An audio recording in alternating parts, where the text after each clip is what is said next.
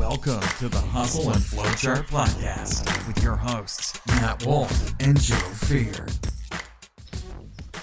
Hey, what's up, everyone? Welcome back to the Hustle and Flowchart Podcast. I'm here with my co-host, Mr. Jose Fierro. See? And that's what I call him. Bueno. And today we've got a special guest. We're talking to Connor Gallagher. Now, Connor's actually the copywriter that pretty much writes almost all the copy in our business. He helped us write our webinar. He's written our sales letter. He's helped us with some emails, some advertising. He's kind of our go-to copywriter for our Evergreen Profits business.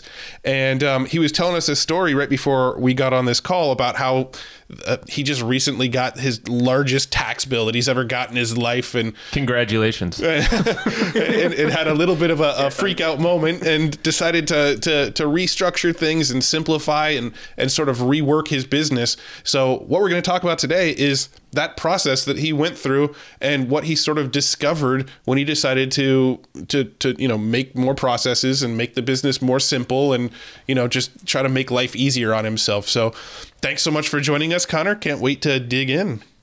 No, thank you. Thank you both of you for having me. It's great to be here. Yeah, man. Awesome. Yeah, no, I think this has been a long time coming, this podcast episode. Yeah. Because we've been working with you for, how many years has it been? I know, Matt, you were working with him a little longer, I think. No, well, yeah. Yeah, 2009, 2009 or 2010. I think it was 2010. I think you wrote the first sales letter you wrote for me.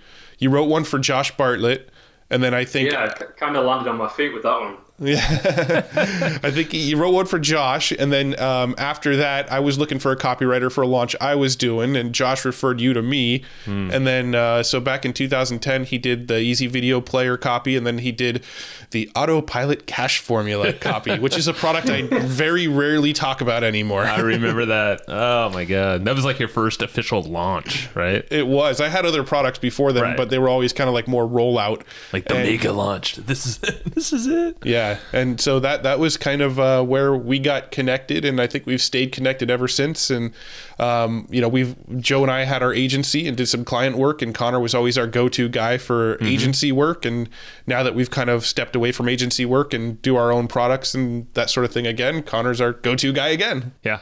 So yeah, I don't want to talk too much, but quickly, I don't want to, because having a copywriter, I'm just gonna put you on a little pedestal here for a second here, Connor. No, I'm going to do it more. No, but like we always talk about how Matt and I, in our podcast and all of our training and stuff, is like the two skills that are probably the biggest skills that we have is the ability to drive traffic and create persuasive messaging of some sort. And, it could be in any form, but knowing copywriting skills is absolutely key for your business, for anybody's business. But that doesn't discount you from actually having a kick-ass copywriter in your back pocket that you can go to for specific things like we just did for our webinar. Where, we could have cranked out a webinar, but at the same time, that's a lot of work. and we almost we focus on just what we can do, but not the nitty gritty processes that someone like Connor would have. So, Connor, let's kind of dig into it before we keep talking. Yeah, thanks, Joe. Talking you up more and more.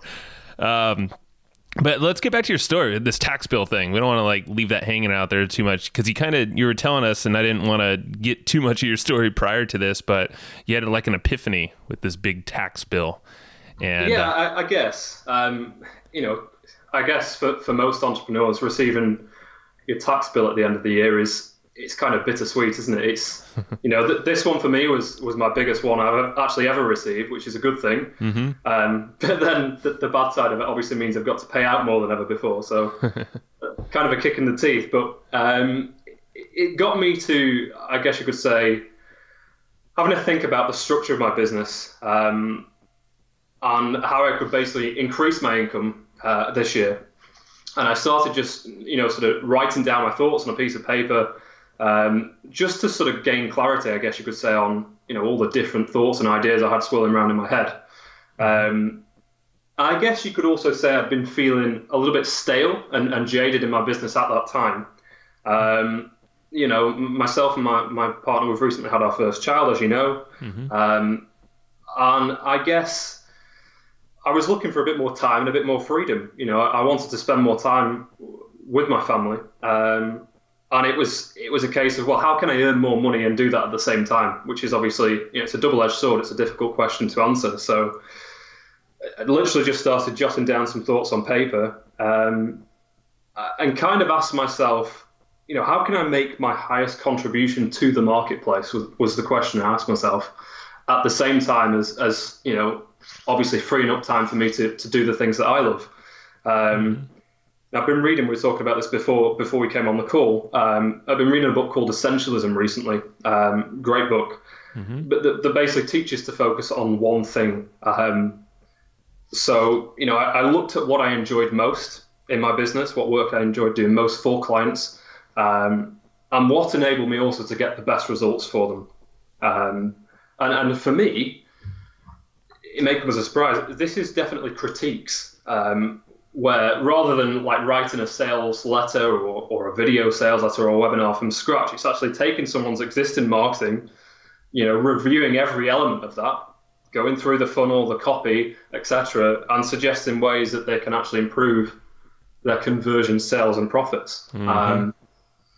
So, yeah, rather than sort of writing something from scratch, it's basically taking someone's existing marketing and improving it.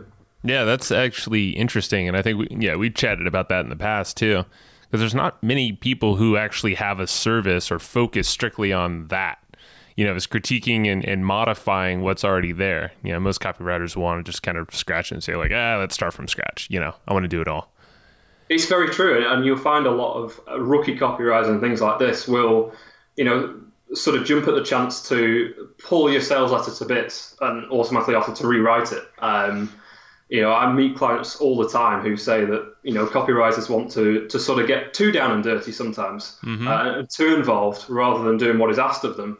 And oftentimes the way for someone to get the highest return on investment is actually to hire someone with the experience to look at their existing marketing that they're already doing and saying, well, if you make a few tweaks here and there, this could actually result in quite a measurable impact on your bottom line. Right. So that's kind of where that sort of comes from. And then also you've got the side of things, it's very difficult to get someone who doesn't have a product or a service that's selling already results. It's very hard to quantify whether you have actually had a measurable impact on that person's business. Whereas, if they were at a certain level before, if you can move their conversion even 0.5% or 1% or 2%, that can be obviously directly quantified to your work actually having that impact. So that is definitely where, sort of moving forward, I want to kind of focus my efforts really. Yeah. So it's been in your business, it's really just you, right? I mean, you don't have a team, you don't have any other junior copywriters helping you out? No, not at all. It's literally just me. Yeah. So trying to really free up time yet make more money, it's kind of like a tricky, like you said, double-edged sword where you're a service business, so you're calling, you have clients calling on you for X kind of help. And you were mentioning a recurring model that you want to kind of start doing. So is this kind of what you were thinking, or is what you're doing? Yeah, it's an element of it. So basically this kind of thought process, this mapping out of ideas that I had on paper, kind of led to a few decisions. The first decision I made was plain and simple to cut back on client work. So I actually sacked 2 clients. There's no way to kind of work that nicely. Sacked meaning fire them for the... Pretty much, yeah. British. I can't say they were best pleased, but it basically came down to, I wanted to get to a point where I'm only working with 3 clients per month. And sort of knowing through experience what kind of projects they are and what kind of time restraints they entail and things like that, that then enables me to have enough time to spend with my family and live the life that I want to live. Which is obviously why we all become entrepreneurs in the first place. It's not necessarily just for the money, it's also for the freedom and the lifestyle that can provide you with. So my second decision, and this kind of links in, was to kind of niche down and focus solely on working with experts, which were a large part of my business anyway. So, your authors, speakers, coaches, consultants, info marketers like yourselves, they are historically the people that I've gotten the best results for, the types of clients I've enjoyed sort of working with the most. We have kind of a natural rapport, being in the same kind of, space, if you like. So those two clients that I sacked, although they weren't best pleased, could kind of understand my reasons for wanting to niche down and basically make my highest contribution to the marketplace, as I said. Yeah, and I think that's a smart move. I mean, it takes a lot of balls to fire a client. I mean, we've done the same thing. Obviously, being established in something else makes it a lot easier. But in your case, I guess, what was your process of doing that? Did you prepare kind of that other form of income coming in? Or did you just say, screw it, this is the right move? I mean, thankfully, I was in a position where I would be financially comfortable without those two clients anyway. But that's not to say I don't want to replace that income. My goal, as I said, was to create not only time freedom, but financial freedom as well. Right. So moving forward, my plan is to implement a couple of new services, which I'll talk about in a second, that will enable me to not only replace that income, but then, and then some kind of a thing. So this decision, these two decisions that I made, yes, they'd allow me to kind of free up time and allow me to focus on doing what I do best. But another thing I plan to do, which we were talking about before we came on here, is to basically take a leaf out of your book and launch a print newsletter, which is actually in the works right now. And the topic is going to basically be how to harness the power of the written word to basically create time and financial freedom. Because the reason for wanting to do that is that basically, the print newsletter model has that scalability to it, whereby other than putting together a set amount of content each month, rather than having to do that for each and every client, obviously you're doing that once and rolling it out to 50 or 100 clients at a time. So you were saying, Joe, about it's literally just me and my business. Yeah. That is definitely something I've struggled with in the past. Is there's only so much of me to kind of go around, and you can end up at a point where your income is capped, and also you're sort of working yourself to the bone as well. So it can be very difficult as a copywriter, I think, to find that balance. Yeah. From the agency's perspective, we definitely know that feeling. We've had scenarios where we felt like Joe and I were working ourselves to death, and there was no upward momentum in our income because of the way the agency was structured. So let's talk about this this newsletter. Now, what led you to the decision that this print newsletter is the way to go? Because there's obviously a lot of various recurring models out there. You can obviously email a PDF to somebody each month, or give them a membership site, or sell some sort of software that's a monthly recurring. What led you down the path of specifically saying, okay, print newsletter, this is the scalable model that I want to focus on? I guess the main reason, from my point of view at least, is the tangibility of it. I think digital information nowadays, and you'll probably agree with this, guys, having made the same shift yourselves, is very ten a penny. Every man and the dog kind of has a membership site nowadays, and I think it's very difficult to stand out. Whereas direct mail has kind of become this forgotten about opportunity. Whereas everyone's jumped on the Facebook advertising bandwagon, everyone's got a squeeze page and an opt-in page and a membership site. There's not many people sending printed sales letters through the post anymore. Yeah. In fact, the only thing you really get through the mail nowadays is bills. And there's certainly very few people, by comparison, doing print newsletters. What's even hotter than that? Go on. Telegrams. All right, no, carrying on. Morse code marketing. Flashing lights. No, but you're totally right. So I didn't want to, but you're right. No, it's that whole not surprise factor, but like that wow factor when you open up the mailbox and you're like, boom, I got my package, my monthly package, or they randomly just sent me something really cool, like a book or whatever it might be. Yeah, I mean, we're subscribed personally to 3 print newsletters ourselves outside of the Evergreen Profits letter, which I'm also a subscriber of. and every time one of these newsletters comes in the mail, I get excited about it. I mean, that the day it comes in the mail, I go and I'll go sit on my couch outside and, grab a beer or something and sit down and I'll sit there with a highlighter and I consume it the day I receive it. And some of these guys that I'm subscribed to, sometimes I'll get like a bonus book in the mail or a bonus DVD in the mail, or, there's always kind of something extra that you could slip in that gives people a little surprise each month. And, at the beginning of the month, when I know these newsletters are about to come, I'm out there checking the mail myself, like every day. Like I'll see the mailman drive by and I'm like, okay, I wonder if my newsletter came today. I'm gonna go check the mail. It's like, it's top of mind at the beginning of the month that I'm gonna get this cool thing in the mail. And you just don't get that with digital products. You don't get it with membership sites. With membership sites, people are excited the day they buy it. And they might jump in, browse around, look at 2 or 3 videos and say, this is really cool. I'm going to check back in next week for something else.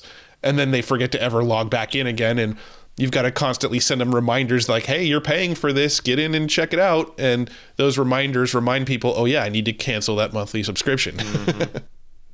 Yeah, I think you touched on an important point there, Matt, as well, is consumption is such a big thing. It's very, very hard to get your content consumed these days. Mm-hmm. Whereas if something's obviously coming through your door, you're looking forward to it, it's arriving on the same date or thereabouts every single month, there's that excitability factor, you can't wait to open it. I don't know if you have this in the US, but we have, I remember when I was a kid here, party bags. Are you familiar with that concept? I don't. A party bus? Oh, party. No, like if kids go to a birthday party, they get like a bag at the end with a load of sweets and things like that in it. Yeah, like a goodie bag. Yeah, we'd call that like a goodie bag. It's kind of like the same thing. Like I'm subscribed to a couple of newsletters, Ben Settle's being one of them. Yeah. Obviously the EGP letter as well. And you're constantly getting like you say. I think Ben at Christmas sent like a breakthrough advertising DVD set, which was completely unexpected. Hadn't pre-warned you about it. I was like, wow, that's really quite cool. So my kind of Christmas period was taken up by consuming this DVD set that I hadn't even expected. So I'm sure your wife loved that to it as well. Yeah, she was well pleased. Yeah, no, I've got that same box set that came from Ben, and I was pumped to get it. I haven't actually gone through it yet. It's sitting right behind me. It's actually sitting behind Joe. The problem is I don't have a DVD player set up. I'd have to actually watch it at my computer. But it's a good point. It's time to start sending USB drives or something. Yeah, with videos. That's the problem with sending DVDs and CDs is nobody has DVDs or CD players anymore because everything's so digital. Everything's That's so in the cloud. But you're totally right. Yeah, sorry, go ahead. No, I was just going to say it was completely irrelevant. I went to recently buy a new MacBook Pro, and they've done away with the DVD drives on now, haven't they? They're totally gone. Yeah, but so it's interesting. But if we go back to, because I mean, with you moving into this continuity, this newsletter, obviously it's a new approach for you. How are you going to be able to, because we're looking at systems. I mean, that's a great system. And obviously there's a whole system to creating a newsletter that's going to be pretty new to you. Obviously you're working with us. So, we're kind of giving you a little of the scoop here and there. But how are you going to balance and kind of make sure your systems are in order for your service side? Because it's kind of like a balance now that you're going to have to do. Yeah. So basically my focus was, I looked at this, there's 4 weeks in the month. And I said before, working with only 3 clients per month. So my plan is to basically take 1 week every month and just focus exclusively on this letter. So one of the things I took definitely from reading the book Essentialism was you can make a bigger impact and a higher contribution by focusing on only one task at a time. Another tip is to focus on the hardest task, first. Mm-hmm. So when you sit down in the morning, don't put that thing off. So tackle it straight away, get it done, tick it off the list, move on to the other things. So for me, I'm literally going to set aside 1 week every month to focus exclusively on the print newsletter. Sort of Skype's going to be turned off, Slack's going to be turned off, client communication is going to be turned off for that week. I'm basically going to go into monk mode, if you like, and just literally crank out the content for this newsletter. And the remaining 3 weeks will be dedicated to client work. So by sort of... And hopefully marketing the newsletter. Right. Of course, yeah. That's a whole system. Yeah. That's a system in itself. But obviously you have to have the time and the freedom to be able to do that. So that decision for me, I hate to use the word sacking or firing 2 clients, but I had to kind of make that decision. And it was a bold one, obviously, to sort of take the initial drop in income, to kind of say, well, this is what I want to do. I want to actually be able to, because when you are a service-based business owner, there's always this kind of underlying feeling that you have more to give. I don't know if you guys would agree with that. Oh yeah. I've always kind of felt like, in a way, that I'm possibly devaluing myself as a copywriter. And this print newsletter will also enable me to sort of bring some of my marketing and psychology expertise to the table, and share that with the world as well. Well, that's exactly it. Is Matt and I were doing a service agency for years and years, and you do feel like you're stunting your ability a little bit because you're just giving your value to a handful of clients every month. And you're kind of stunted because they're kind of still running the show, even if you believe it or not. They're still the boss, like they're gonna allow you to go as far as they'll let you. But when it's your own thing, like a newsletter or just an email list, even just sending emails out, like you're going untapped potential there, and you run the show. You're sending the message, and then it's that authority at that point. They're all going to come. I mean, you're going to just filter in these best clients that you could potentially ever have if you choose to even accept more clients. Yeah, and essentially what you're doing as well is by doing a newsletter, and you're kind of putting yourself out there as an authority on the subject. So you're out there saying, look, I am a guy to listen to when it comes to educating on copywriting. Mm-hmm. I am somebody you should be paying attention to. I teach thousands of people. I'm the one that people come to when they want to learn copywriting. And when people have that frame of reference in their mind as you're the one that people come to when they want to learn copywriting, that allows you to raise your prices when you actually do copywriting. Totally. Yeah. Absolutely. I'd be lying if I said that wasn't part of my my sneaky strategy. That's cool. It's a positioning kind of thing as well. I was talking before about Ben Settle, who I know has been on your previous podcast, I think, Matt. Yeah.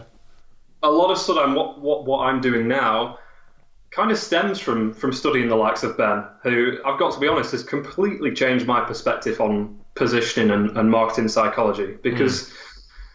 Yeah, I can't remember. I was listening to a podcast or a webinar with him on it probably 2 or 3 months back. I can't remember exactly how he worded it, but it was something along the lines of, when you position yourself correctly, not only can you command higher prices, but you also end up in this situation where you're magnetizing the right customers to you, which you can do obviously through a print newsletter that, sort of elevates you from the typical freelance copywriter to someone, an authority on the topic.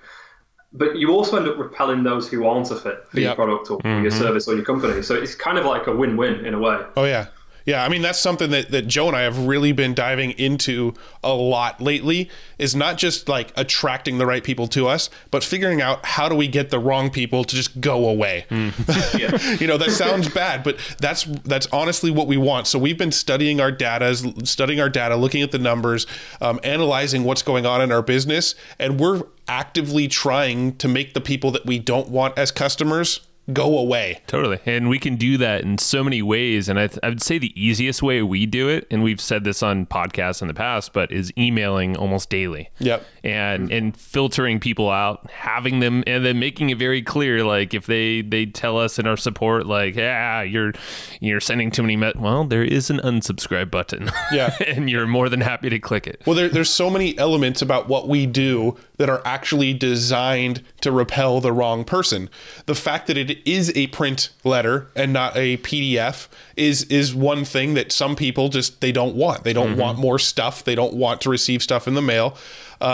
We've made it unavailable to purchase our stuff through PayPal. We had it turned on for a little while. We analyzed the data. When we looked at the data, we saw that the people who purchased through PayPal were our lowest stick rate. Those were the people that only stuck around for 1 or 2 months and then canceled.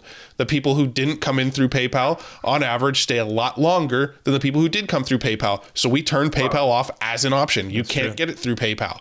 That's interesting. In our sales letter, in our copywriting, we talk a lot about how this isn't for everybody. We talk about if you're looking to make money online, or you don't have a business yet, or you're looking for that business opportunity, this stuff is not for you. You know, we want people that have existing businesses. We know that if you've got something set up, you're making money, then, you know, the $49 to $99 a month that we're going to charge for our newsletter shouldn't be an issue for you.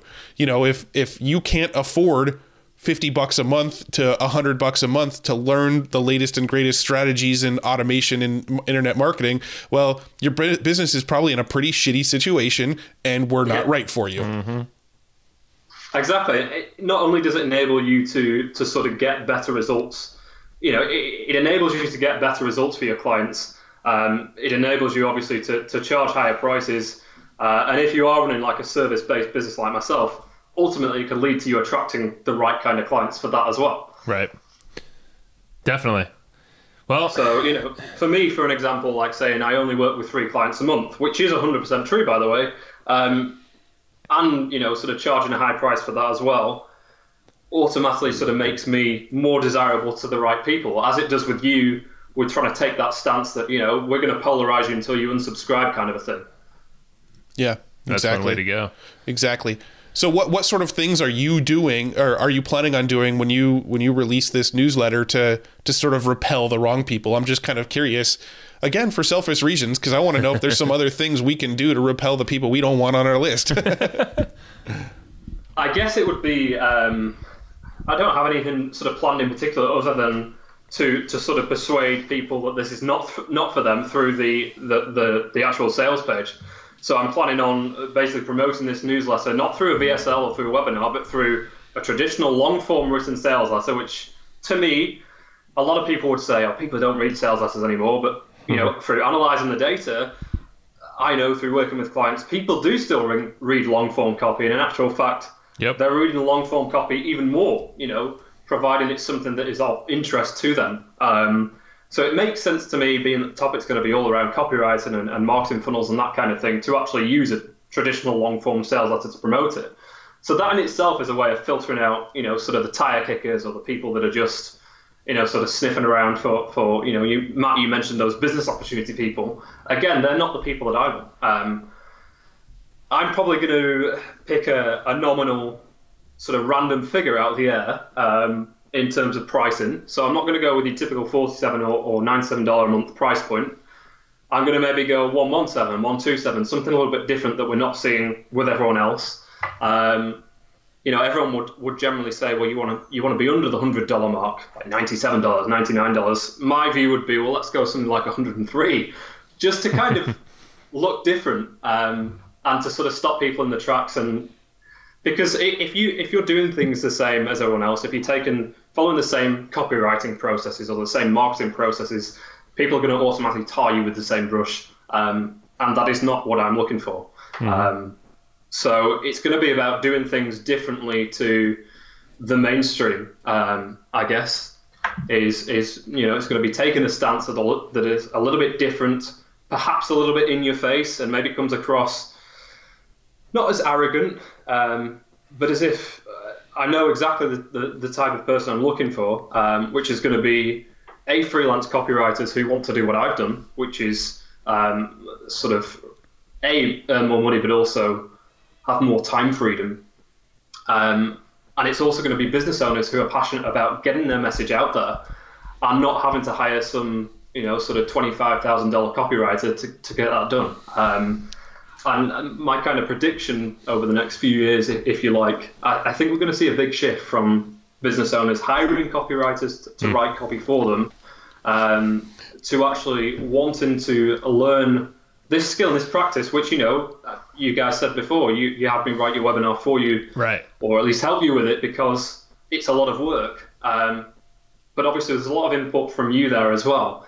And I think generally just from working with clients, being around the copywriting space and seeing what's going on, there's an awful lot of dissatisfaction with people hiring copywriters and not getting results. And a lot of it stems back to not having the right positioning in place, that copywriter not being able to capture their voice and the passion that they actually have for their product. I mean, my view is, who better to write, you know, sort of the marketing piece or the sales message for your product than you? You know, you're the person who understands it inside out. You're the person who has the passion for it, the fire in your belly for it. And that is very, very difficult for someone else to capture, I think. So Yeah. I do think over the next couple of years, we're going to see that shift where business owners, savvy business owners at least, want to actually make that time investment, A, to learn copy, and B, to actually go about the process of writing it themselves to attract the right type of clients. Yeah, very cool. Now, before we wrap up, I actually want to touch on some copywriting strategy, some copywriting principle. Are there any sort of tips or takeaways, or sort of like what should be some like big aha moments people should take away when they're going to go tackle writing their own copy? Like the essentials. The essentials. Yeah, that's here's the thing. I know a lot of people, they think of copywriting and they think that if I just put the right combination of words together and I use some of these magic power words, all of a sudden my product is going to sell better because I replace this word with that power word. And that, we all know from our own experience, that's not necessarily true. No sort of correct combination of words is just going to make people open their wallets. But I'm curious to hear some of your essential tips or tricks, or I don't know. I would say just a handful, maybe it's 2 or 3 things that, like you said, a business owner should be able to do. Maybe there's a quick formula for a headline, or where they should actually focus their time, a way to structure maybe an email, something that's a little, something that you do kind of daily but mindlessly. I guess, I don't know if this kind of fits the bill of what you're looking for, but most of the time, I'll be honest with you, 85-90% of the time when a client comes to me to hire me to write copy for them, I'm amazed at how they don't have a clear sort of idea of who their prospect is. You guys are completely different, because obviously, we're talking now about you having taken that stance of repelling the wrong people and attracting a very specific sort of subset of your market. And I think before you even sit down to write a word of copy, like we were talking about copywriting critiques before, most of the time people have this idea of a critique in their mind, like you said, Matt, of sort of coming in and sort of replacing certain words that are maybe a bit bland or dull in the copy with these emotional power words, and that sort of all of a sudden making all the difference, and all of a sudden the sales figures go through the roof. It's not that at all. It's actually more what I would look at is the underlying strategy behind your copy. Have you actually zeroed in on who your prospect is and who your prospect isn't? Because that's really ground zero. You need to know sort of who your prospect is exactly. You need to know what conversations are going on inside their mind. Do you talk their lingo, kind of a thing? Can you show them through the language that you use that you actually understand them and their problems and their desires? Can you actually, and this is something I think is very hard for a business owner to do, is to actually take a step back and sort of size your offer up from your prospect's point of view. That can be very, very difficult to do. So I think that's the first thing to do before you sort of, sit down and say, well, I'm going to write a sales letter to sell my latest and greatest product, is, do I actually have a clear idea of who my prospect is? A lot of people call this like a customer avatar. Yeah. And then talking about sort of headline writing formulas and things like this, the most important thing you can do is make sure that your headline flags down that target audience. In other words, if someone reads that and they're not convinced, someone reading that should know whether it's for them or not. They shouldn't have to read any further than that headline. And obviously, one of the easiest ways to do that is to state the biggest benefit of your product or service in the headline.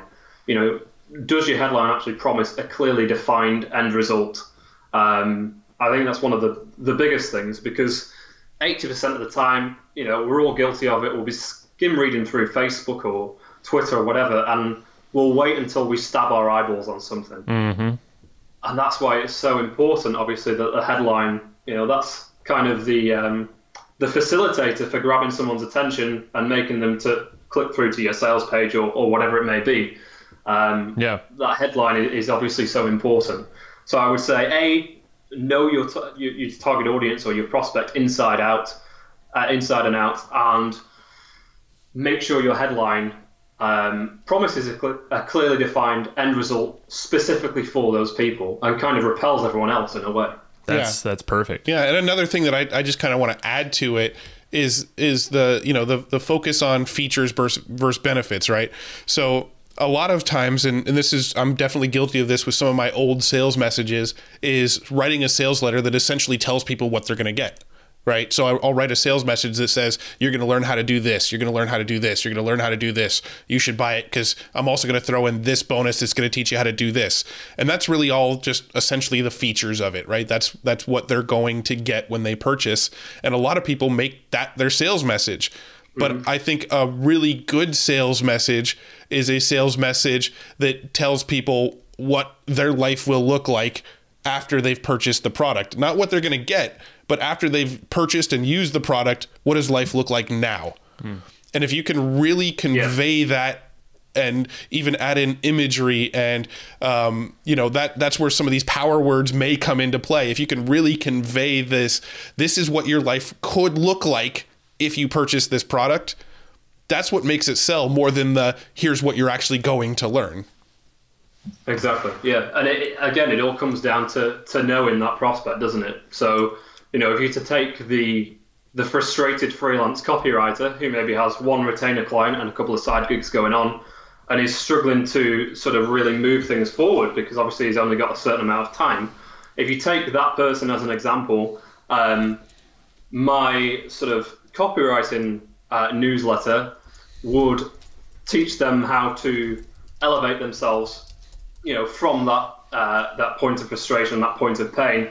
And it would want to, what I would want to do in the sales letter is to put them in that state, like you said, Matt, where the solution has already been kind of delivered in a way. So you want to get them out of that mental state of mind of, you know, struggle as to how life could be in the future kind of a thing. Yeah. And if you can more accurately describe what their life looks like right now, the better. And that comes from knowing that avatar. Yeah. You're perfect. Now, I think that's great, man. I think we gave, it's a ton of information here. So potential business models for folks listening. And I think these copywriting takeaways here, you know, go and implement these, test them out. And I think that's all it really is. And, you know, try to do some of this yourself first. And really what we found is the more you write, the more you practice, the more you'll just get better. Yeah, and you're going to see your results blossom. So let's wrap up a little bit. I kind of know the answer of this one already, but can I ask it? Okay, go. What is it? The book question? Yes. Okay. So we'll do our last two questions. Okay. So the first question. Is there 3 questions? I want to put another one in there. Oh, Joe's going to ask a third one. He's going to try to stump you, I think. All right. That's a trick question. Yes. Potentially. Can I phone a friend? I'll give you one lifeline. So the first question is, other than Essentialism, are there any sort of books that you either reread pretty consistently because of the content, or books that you find yourself recommending over and over again? We like to usually give people 1 or 2 good book takeaways after listening to a podcast episode. Can it be a book, or a course is included as well? No, books only. No, I don't, I'm just kidding. Yeah, if you have a course you want to push them over to, that's cool. Let me think. I guess some good sort of basis. You know, if someone's looking to build up like a foundational knowledge of copywriting and the art of persuasion, there's a few. I'd recommend definitely Scientific Advertising by Claude Hopkins. Mm-hmm. One great one actually is Cashvertising by Drew Eric Whitman. Haven't heard of that. That's a brilliant book, and that kind of has like a load of actionable sort of quick tips and templates that you can use as well. So that would probably be one I would highly recommend people get. Other than Essentialism, dare I say the book The One Thing, which is kind of very much along the same lines. Yeah. I'm a big one for simplicity, as you may have guessed. Yeah, no, those are both great books. I've read them both, and they both have kind of the same concept, but I think what makes them both really work and stand out individually is they both sort of tell completely different stories, and really help drive home the points. Yeah, cool. Oh, actually, there's another book I just read. Actually, am I allowed to swear? Yes. Fuck no. Yeah. Whoa. Hey. Steady on them. I actually just read Dan Meredith's How to Be Fucking Awesome. How is that? How is that? Yeah, fucking awesome. That's cool. I mean, it's not so much like a template or like a guide for anything in particular. It's more of just like an inspirational, a series of inspirational takeaways, I guess you could say, for getting out of maybe like what's the word? Getting out of your head, or yeah, kind of getting out of your head and actually taking action on things. Got it. It's probably the best way I can explain it. Now, would you recommend it to somebody who's already pretty awesome? Well, you can always be more. You can't talk about me that much, Matt. Come on. I'll still read the book. No, it's an awesome title, though. Cool. I love his book title. Okay, you are the second person I've heard mention the book, so I think it's about time. And to purchase I've heard a few people say cash advertising too, and that's another one I haven't picked up yet. So here's a question that might be. I mean, you might have already heard this question if you've listened to the podcast, which I know you have. But what's one question? Let's take this stance as like a copywriter Connor, not newsletter writer Connor. What's one question that someone should ask you but you never get asked? And answer that question if you could. Silence. In terms of like a client coming to me and asking me that question, you mean? Anybody. I would say... What's one question we should have asked you on this podcast that we didn't ask you about copywriting? Yeah. This is hard. Yes, it is. Putting me on the spot here. He told you he was going to stump you. If the client thinks easier and beneficial, that could be one. Like maybe how you work with clients. Like, yeah, if someone were to hire a client, maybe what's one question that they should be asking you about, the project you're working on with them? Do you know what's funny, actually, is something that barely anyone ever asks, and it's probably because maybe it's a sign that my positioning is right, I don't know, is what results and experience do you have, what experience and results have you gotten for clients that are actually in my market? Mm-hmm. Is some kind of documentation of past results, because like I say, you get a lot of, particularly on the critique side of things, you get a lot of, like I say, I was talking before about copywriters who will willingly come in and have you pay them $5,000-$10,000 to rewrite a sales letter or a VSL, whatever it may be, and it may still tank at the end of it. So if from a client's point of view, maybe you took the time to actually vet that person out beforehand, sort of see who they'd worked with before, actually go away and speak to those people, sort of see what kind of track record they have and what sort of experience they have working in similar situations to your own.